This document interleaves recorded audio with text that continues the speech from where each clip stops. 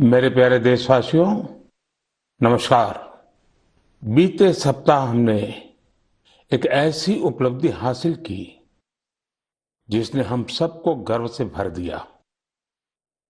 आपने सुना होगा कि भारत ने पिछले सप्ताह 400 बिलियन डॉलर यानी 30 लाख करोड़ रुपए के एक्सपोर्ट का टारगेट हासिल किया है।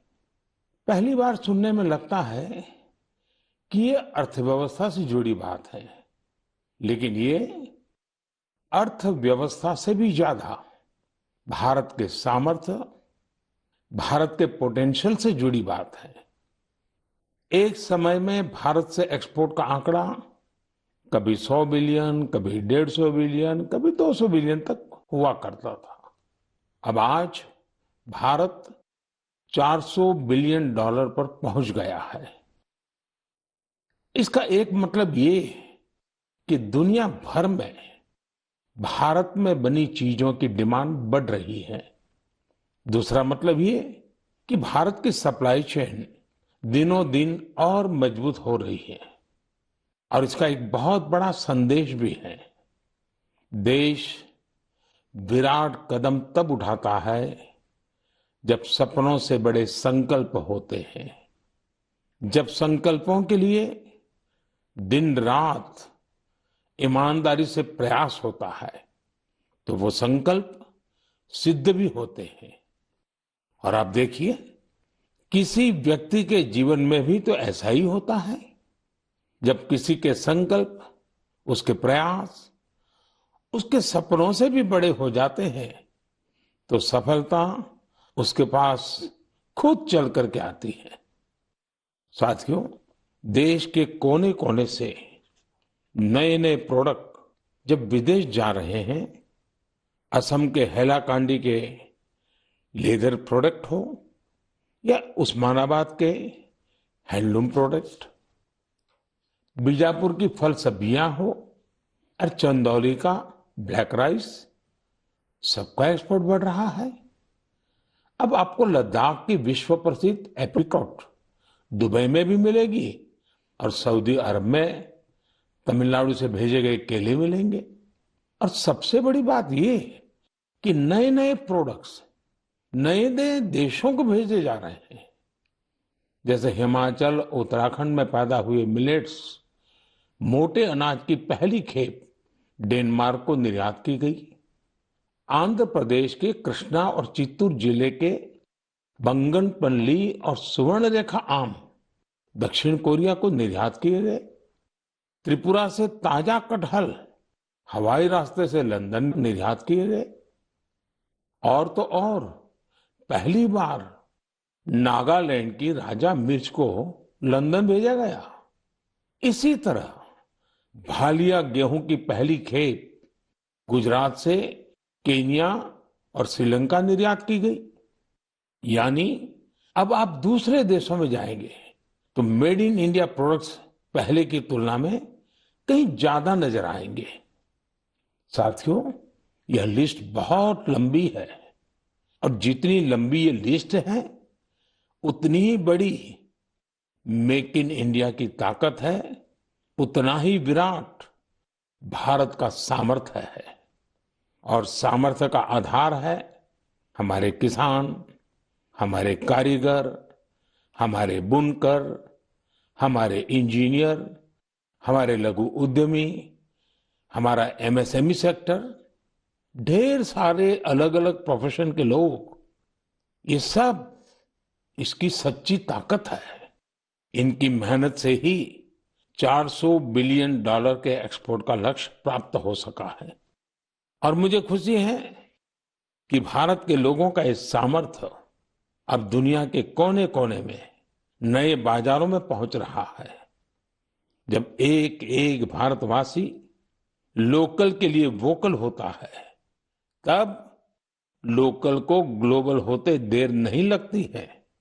आइए लोकल को ग्लोबल बनाएं और हमारे उत्पादों की प्रतिष्ठा को और बढ़ाएं। साथियों, मन की बात के श्रोताओं को ये जानकर भी अच्छा लगेगा कि घरेलू स्तर पर भी हमारे लघु उद्यमियों की सफलता हमें गर्व से भरने वाली है। आज हमारे लघु उद्यमी सरकारी खरीद में गवर्नमेंट ई मार्केट प्लेस यानी जेम के माध्यम से बड़ी भागीदारी निभा रहे हैं। टेक्नोलॉजी के माध्यम से बहुत ही ट्रांसपेरेंट व्यवस्था विकसित की गई है। पिछले 1 साल में जेम पोर्टल के जरिए सरकार ने 1 लाख करोड़ रुपए से ज्यादा की चीजें खरीदी हैं।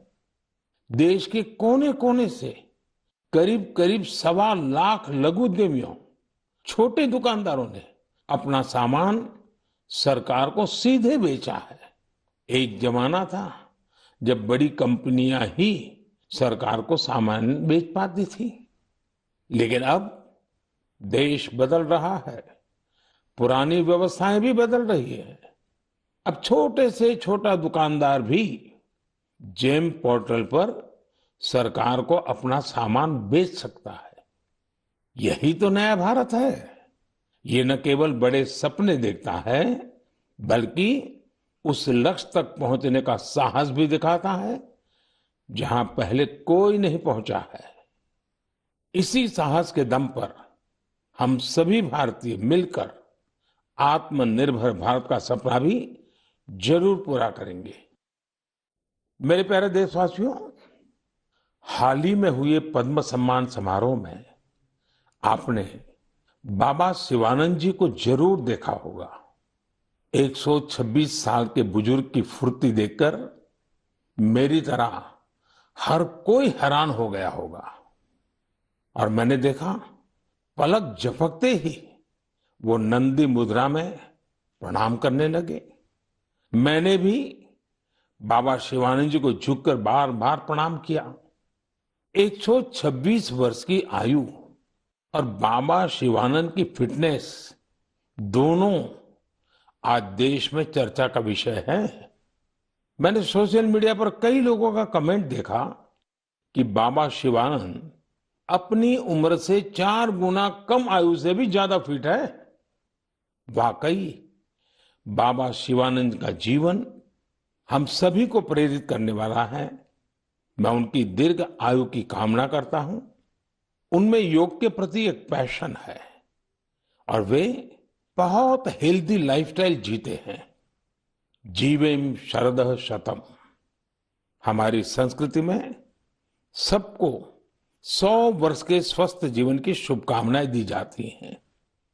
हम 7 अप्रैल को विश्व स्वास्थ्य दिवस मनाएंगे। आज पूरे विश्व में हेल्थ को लेकर भारतीय चिंतन, चाहे वो योग हो या आयुर्वेद, इसके प्रति रुझान बढ़ता जा रहा है। अभी आपने देखा होगा कि पिछले ही सप्ताह कतर में एक योग कार्यक्रम का आयोजन किया गया। इसमें 114 देशों के नागरिकों ने हिस्सा लेकर एक नया वर्ल्ड रिकॉर्ड बना दिया। इसी तरह से आयुष इंडस्ट्री का बाजार भी लगातार बड़ा हो रहा है। 6 साल पहले आयुर्वेद से जुड़ी दवाइयों का बाजार 22,000 करोड़ रुपए के आसपास का था। आज आयुष मैन्युफैक्चरिंग इंडस्ट्री 1,40,000 करोड़ रुपए के आसपास पहुंच रही है। यानी इस क्षेत्र में संभावनाएं लगातार बढ़ रही हैं। स्टार्टअप वर्ल्ड में भी आयुष आकर्षण का विषय बनता जा रहा है। साथियों, हेल्थ सेक्टर के दूसरे स्टार्टअप्स पर तो मैं पहले भी कई बार बात कर चुका हूं, लेकिन इस बार आयुष स्टार्टअप्स पर आपसे विशेष तौर पर बात करूंगा। एक स्टार्टअप है कपिवा। इसके नाम में ही इसका मतलब छिपा है। इसमें क का मतलब है कफ, पी का मतलब है पित्त और वा का मतलब है वात। यह स्टार्टअप हमारी परंपराओं के मुताबिक हेल्दी ईटिंग हैबिट्स पर आधारित है। एक और स्टार्टअप निरोग स्ट्रीट भी है। आयुर्वेद हेल्थ केयर इकोसिस्टम में एक अनूठा कंसेप्ट है। इसका टेक्नोलॉजी ड्रिवन प्लेटफॉर्म दुनिया भर के आयुर्वेदा डॉक्टर्स को सीधे लोगों से जोड़ता है। 50,000 से अधिक प्रैक्टिशनर्स इससे जुड़े हुए हैं। इसी तरह आत्रेय इनोवेशंस एक हेल्थ केयर टेक्नोलॉजी स्टार्टअप है जो होलिस्टिक वेलनेस के क्षेत्र में काम कर रहा है। इक्सोरियल ने न केवल अश्वगंधा के उपयोग को लेकर जागरूकता फैलाई है, बल्कि टॉप क्वालिटी प्रोडक्शन प्रोसेस पर भी बड़ी मात्रा में निवेश किया है। क्योरवेदा ने जड़ी बूटियों के आधुनिक शोध और पारंपरिक ज्ञान के संगम से होलिस्टिक लाइफ के लिए डाइटरी सप्लीमेंट्स का निर्माण किया है। साथियों, अभी तो मैंने कुछ ही नाम गिनाए हैं, ये लिस्ट बहुत लंबी है। ये भारत के युवा उद्यमियों और भारत में बन रही नई संभावनाओं का प्रतीक है।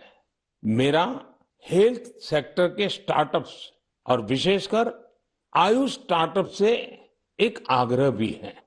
आप ऑनलाइन जो भी पोर्टल बनाते हैं, जो भी कंटेंट क्रिएट करते हैं, वो संयुक्त राष्ट्र द्वारा मान्यता प्राप्त सभी भाषाओं में भी बनाने का प्रयास करें।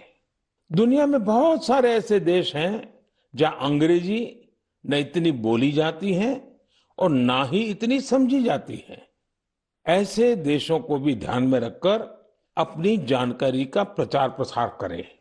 मुझे विश्वास है भारत के आयुष स्टार्टअप्स बेहतर क्वालिटी के प्रोडक्ट्स के साथ जल्द ही दुनिया भर में छा जाएंगे। साथियों, स्वास्थ्य का सीधा संबंध स्वच्छता से भी जुड़ा है। मन की बात में हम हमेशा स्वच्छता के आग्रहियों के प्रयासों को जरूर बताते हैं। ऐसे ही एक स्वच्छाग्रही हैं चंद्रकिशोर पाटिल जी। ये महाराष्ट्र में नासिक में रहते हैं। चंद्रकिशोर जी का स्वच्छता को लेकर संकल्प बहुत गहरा है। वो गोदावरी नदी के पास खड़े रहते हैं और लोगों को लगातार नदी में कूड़ा कचरा न फेंकने के लिए प्रेरित करते हैं। उन्हें कोई ऐसा करता दिखता है तो तुरंत उसे मना करते हैं। इस काम में चंद्रकिशोर जी अपना काफी समय खर्च करते हैं।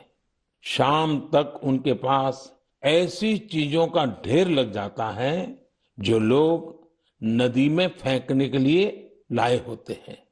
चंद्रकिशोर जी का ये प्रयास जागरूकता भी बढ़ाता है और प्रेरणा भी देता है। इसी तरह एक और स्वच्छाग्रही हैं ओडिशा में पुरी के राहुल महाराणा। राहुल हर रविवार को सुबह सुबह पुरी में तीर्थ स्थलों के पास जाते हैं और वहां प्लास्टिक कचरा साफ करते हैं। वो अब तक सैकड़ों किलो प्लास्टिक कचरा और गंदगी साफ कर चुके हैं। पुरी के राहुल हो या नासिक के चंद्रकिशोर, ये हम सबको बहुत कुछ सिखाते हैं। नागरिक के तौर पर हम अपने कर्तव्यों को निभाएं, चाहे स्वच्छता हो, पोषण हो या फिर टीकाकरण। इन सारे प्रयासों से भी स्वस्थ रहने में मदद मिलती है। मेरे प्यारे देशवासियों, आइए बात करते हैं केरला के मुपट्टम श्री नारायणन जी की। उन्होंने एक प्रोजेक्ट की शुरुआत की है जिसका नाम है pots for water of life. आप जब इस प्रोजेक्ट के बारे में जानोगे तो सोचेंगे कि क्या कमाल का काम है। साथियों, मुपट्टम श्रीनारायण जी गर्मी के दौरान पशु पक्षियों को पानी की दिक्कत ना हो, इसके लिए मिट्टी के बर्तन बांटने का अभियान चला रहे हैं। गर्मियों में वो पशु पक्षियों की इस परेशानी को देखकर खुद भी परेशान हो उठते थे। फिर उन्होंने सोचा कि क्यों न वह खुद ही मिट्टी के बर्तन बांटने शुरू कर दे, ताकि दूसरों के पास उन बर्तनों में सिर्फ पानी भरने का ही काम रहे। आप हैरान रह जाएंगे कि नारायण जी द्वारा बांटे गए बर्तनों का आंकड़ा 1 लाख को पार करने जा रहा है। अपने अभियान में 1 लाखवां बर्तन वो गांधी जी द्वारा स्थापित साबरमती आश्रम में दान करेंगे। आज जब गर्मी के मौसम ने दस्तक दे दी है, तो नारायण जी का यह काम हम सबको जरूर प्रेरित करेगा और हम भी इस गर्मी में हमारे पशु पक्षी मित्रों के लिए पानी की व्यवस्था करेंगे। साथियों, मैं मन की बात के श्रोताओं से भी आग्रह करूंगा कि हम अपने संकल्पों को फिर से दोहराएं। पानी की एक एक बूंद बचाने के लिए हम जो भी कुछ कर सकते हैं वो हमें जरूर करना चाहिए। इसके अलावा पानी की रिसाइकलिंग पर भी हमें उतना ही जोर देते रहना है। घर में इस्तेमाल किया हो जो पानी गमलों में काम आ सकता है, गार्डनिंग में काम आ सकता है, वो जरूर दोबारा इस्तेमाल किया जाना चाहिए। थोड़े से प्रयास से आप अपने घर में ऐसी व्यवस्थाएं बना सकते हैं।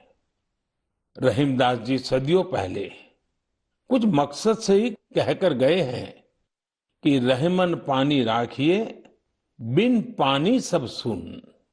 और पानी बचाने के इस काम में मुझे बच्चों से बहुत उम्मीद है।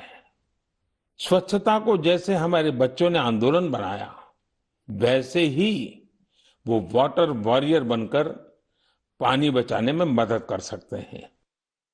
साथियों, हमारे देश में जल संरक्षण, जल स्रोतों की सुरक्षा सदियों से समाज के स्वभाव का हिस्सा रहा है।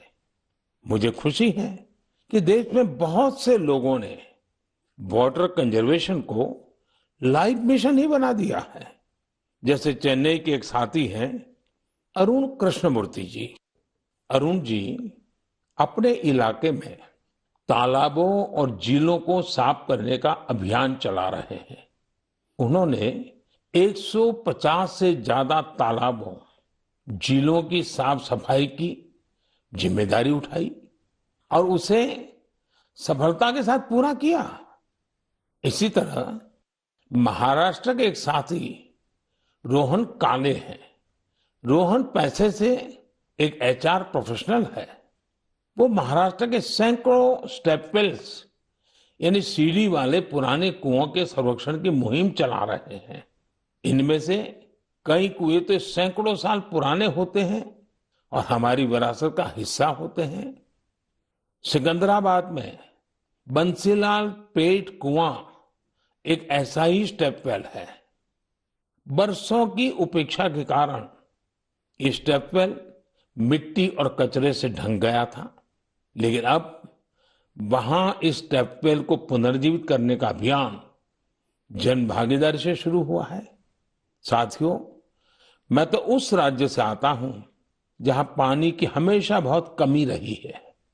गुजरात में इन स्टेप वेल्स को वाव कहते हैं। गुजरात जैसे राज्य में वाव की बड़ी भूमिका रही है। इन कुओं या बावड़ियों के संरक्षण के लिए जल मंदिर योजना ने बहुत बड़ी भूमिका निभाई। पूरे गुजरात में अनेकों बावड़ियों को पुनर्जीवित किया गया। इससे इन इलाकों में वाटर लेवल को बढ़ाने में भी काफी मदद मिली। ऐसे ही अभियान आप भी स्थानीय स्तर पर चला सकते हैं। चेकडैम बनाने हो, रेन वाटर हार्वेस्टिंग हो, इसमें इंडिविजुअल प्रयास भी अहम है और कलेक्टिव एफर्ट्स भी जरूरी है। जैसे आजादी के अमृत महोत्सव में हमारे देश के हर जिले में कम से कम 75 अमृत सरोवर बनाए जा सकते हैं। कुछ पुराने सरोवरों को सुधारा जा सकता है, कुछ नए सरोवर बनाए जा सकते हैं। मुझे विश्वास है आप इस दिशा में कुछ न कुछ प्रयास जरूर करेंगे। मेरे प्यारे देशवासियों, मन की बात उसकी एक खूबसूरती ये भी है कि मुझे आपके संदेश बहुत सी भाषाओं, बहुत सी बोलियों में मिलते हैं। कई लोग माई गॉव पर ऑडियो मैसेज भी भेजते हैं। भारत की संस्कृति, हमारी भाषाओं, हमारी बोलियां, हमारे रहन सहन, खान पान का विस्तार, ये सारी विविधताएं हमारी बहुत बड़ी ताकत है। पूरब से पश्चिम तक, उत्तर से दक्षिण तक भारत को यही विविधता एक करके रखती हैं, एक भारत श्रेष्ठ भारत बनाती हैं। इसमें भी हमारे ऐतिहासिक स्थलों और पौराणिक कथाओं दोनों का बहुत योगदान होता है। आप सोच रहे होंगे कि ये बात मैं अभी आपसे क्यों कर रहा हूं। इसकी वजह है माधवपुर मेला। माधवपुर मेला कहाँ लगता है, क्यों लगता है, कैसे ये भारत की विविधता से जुड़ा है, ये जानना मन की बात के श्रोताओं को बहुत इंटरेस्टिंग लगेगा। साथियों, माधवपुर मेला गुजरात के पोरबंदर में समंदर के पास माधवपुर गांव में लगता है, लेकिन इसका हिंदुस्तान के पूर्वी छोर से भी नाता जुड़ता है। आप सोच रहे होंगे कि ऐसा कैसे संभव है, तो इसका भी उत्तर एक पौराणिक कथा से ही मिलता है। कहा जाता है कि हजारों वर्ष पूर्व भगवान श्री कृष्ण का विवाह नॉर्थ ईस्ट की राजकुमारी रुक्मणी से हुआ था। ये विवाह पोरबंदर के माधवपुर में संपन्न हुआ था और उसी विवाह के प्रतीक के रूप में आज भी वहां माधवपुर मेला लगता है। ईस्ट और वेस्ट का ये गहरा नाता हमारी धरोहर है। समय के साथ अब लोगों के प्रयास से माधवपुर मेले में नई नई चीजें भी जुड़ रही हैं। हमारे यहाँ कन्या पक्ष को घराती कहा जाता है और इस मेले में अब नॉर्थ ईस्ट से बहुत से घराती भी आने लगे हैं। एक सप्ताह तक चलने वाले माधवपुर मेले में नॉर्थ ईस्ट के सभी राज्यों के आर्टिस्ट पहुंचते हैं, हैंडीक्राफ्ट से जुड़े कलाकार पहुंचते हैं और इस मेले की रौनक को चार चांद लग जाते हैं। एक सप्ताह तक भारत के पूरब और पश्चिम की संस्कृतियों का ये मेल, ये माधवपुर मेला एक भारत श्रेष्ठ भारत की बहुत सुंदर मिसाल बना रहा है। मेरा आपसे आग्रह है, आप भी इस मेले के बारे में पढ़ें और जानें। मेरे प्यारे देशवासियों, देश में आजादी का अमृत महोत्सव अब जन भागीदारी की नई मिसाल बन रहा है। कुछ दिन पहले 23 मार्च को शहीद दिवस पर देश के अलग अलग कोने में अनेक समारोह हुए। देश ने अपनी आजादी के नायक नायिकाओं को याद किया, श्रद्धापूर्वक याद किया। इसी दिन मुझे कोलकाता के विक्टोरिया मेमोरियल में विप्लवी भारत गैलरी के लोकार्पण का भी अवसर मिला। भारत के वीर क्रांतिकारियों को श्रद्धांजलि देने के लिए यह अपने आप में बहुत ही अनूठी गैलरी है। यदि अवसर मिले तो आप इसे देखने जरूर जाइएगा। साथियों, अप्रैल के महीने में हम दो महान विभूतियों की जयंती भी मनाएंगे। इन दोनों ने ही भारतीय समाज पर अपना गहरा प्रभाव छोड़ा है। ये महान विभूतियां हैं महात्मा फुले और बाबा साहब आम्बेडकर। महात्मा फुले की जयंती 11 अप्रैल को है और बाबा साहब की जयंती हम 14 अप्रैल को मनाएंगे। इन दोनों ही महापुरुषों ने भेदभाव और असमानता के खिलाफ बड़ी लड़ाई लड़ी। महात्मा फुले ने उस दौर में बेटियों के लिए स्कूल खोले, कन्या शिशु हत्या के खिलाफ आवाज उठाई। उन्होंने जल संकट से मुक्ति दिलाने के लिए भी बड़े अभियान चलाए। साथियों, महात्मा फुले की इस चर्चा में सावित्रीबाई फुले जी का भी उल्लेख उतना ही जरूरी है। सावित्रीबाई फुले ने कई सामाजिक संस्थाओं के निर्माण में बड़ी भूमिका निभाई। एक शिक्षिका और एक समाज सुधारक के रूप में उन्होंने समाज को जागरूक भी किया और उसका हौसला भी बढ़ाया। दोनों ने साथ मिलकर सत्य शोधक समाज की स्थापना की, जन जन के सशक्तिकरण के प्रयास किए। हमें बाबा साहब आम्बेडकर के कार्यों में भी महात्मा फुले के प्रभाव साफ दिखाई देते हैं। वो कहते भी थे कि किसी भी समाज के विकास का आकलन उस समाज में महिलाओं की स्थिति को देखकर किया जा सकता है। महात्मा फुले, सावित्रीबाई फुले, बाबा साहब आम्बेडकर के जीवन से प्रेरणा लेते हुए मैं सभी माता पिता और अभिभावकों से अनुरोध करता हूं कि वे बेटियों को जरूर पढ़ाएं। बेटियों का स्कूल में दाखिला बढ़ाने के लिए कुछ दिन पहले ही कन्या शिक्षा प्रवेश उत्सव भी शुरू किया गया है। जिन बेटियों की पढ़ाई किसी वजह से छूट गई है, उन्हें दोबारा स्कूल लाने पर फोकस किया जा रहा है।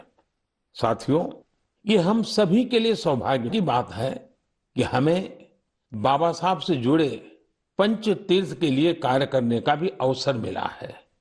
उनका जन्मस्थान महू हो, मुंबई में चैत्य भूमि हो, लंदन का उनका घर हो, नागपुर की दीक्षा भूमि हो या दिल्ली में बाबा साहब का महापरिनिर्वाण स्थल, मुझे सभी जगहों पर, सभी तीर्थों पर जाने का सौभाग्य मिला है। मैं मन की बात के श्रोताओं से आग्रह करूंगा कि वे महात्मा फुले, सावित्रीबाई फुले और बाबा साहब आम्बेडकर से जुड़ी जगहों के दर्शन करने जरूर जाएं। आपको वहां बहुत कुछ सीखने को मिलेगा। मेरे प्यारे देशवासियों, मन की बात में इस बार भी हमने अनेक विषयों पर बात की। अगले महीने बहुत से पर्व त्योहार आ रहे हैं। कुछ ही दिन बाद ही नवरात्र है। नवरात्र में हम व्रत, उपवास, शक्ति की साधना करते हैं, शक्ति की पूजा करते हैं। यानी हमारी परंपराएं हमें उल्लास भी सिखाती हैं और संयम भी। संयम और तप भी हमारे लिए पर्व ही है। इसलिए नवरात्र हमेशा से हम सभी के लिए बहुत विशेष रही है। नवरात्र के पहले ही दिन गुड़ी पड़वा का पर्व भी है। अप्रैल में ही ईस्टर भी आता है और रमजान के पवित्र दिन भी शुरू हो रहे हैं। हम सबको साथ लेकर अपने पर्व मनाएं, भारत की विविधता को सशक्त करें, सबकी यही कामना है। इस बार मन की बात में इतना ही। अगले महीने आपसे नए विषयों के साथ फिर मुलाकात होगी। बहुत बहुत धन्यवाद।